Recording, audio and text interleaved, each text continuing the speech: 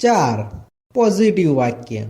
મારા પિતા રોજ છાપા ખરીદે છે. નેગેટિવ વાક્ય. મારા પિતા રોજ છાપા ખરીદતા નથી.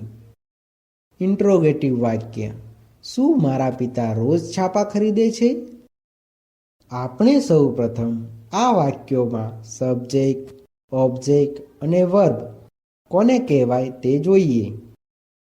આ વાક્યમાં મારા પિતા સબ્જેક્ટ છે, છાપા ઓબ્જેક્ટ છે અને ખરીદવું વર્બ છે.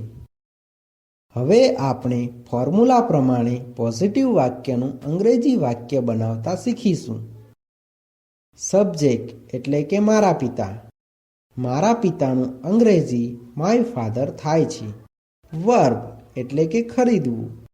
ખરીદવુંનું અંગ્રેજી બાય થાય છે.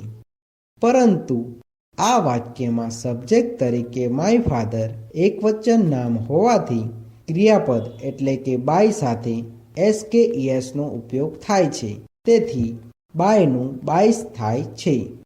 ઓબ્જેક્ટ એટલે કે છાપા. છાપાનું અંગ્રેજી ન્યૂઝપેપર થાય છે. અધર વર્ડ્સ એટલે કે રોજ. રોજનું અંગ્રેજી એવરીડે થાય છે. આમ આ વાક્યનું અંગ્રેજી my father bias newspaper everyday એવું થાય છે. તેવી જ રીતે નેગેટિવ વાક્યનું અંગ્રેજી વાક્ય બનાવતા શીખીએ.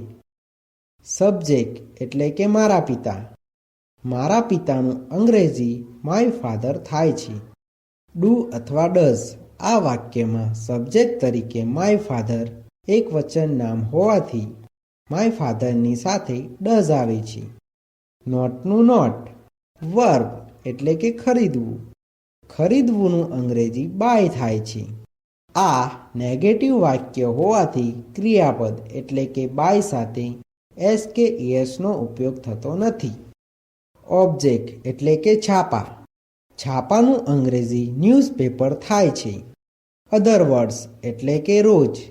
રોજનું અંગ્રેજી એવરીડે થાય છે. આમ આ વાક્યનું અંગ્રેજી my father does not buy newspaper everyday એવું થાય છે. તેવી જ રીતે ઇન્ટ્રોગેટિવ વાક્યનું અંગ્રેજી વાક્ય બનાવતા શીખીએ. ડુ અથવા ડઝ. આ વાક્યમાં સબ્જેક્ટ તરીકે માય ફાધર એકવચન નામ હોવાથી માય ફાધરની સાથે ડઝ આવે છે. સબ્જેક્ટ એટલે કે મારા પિતા.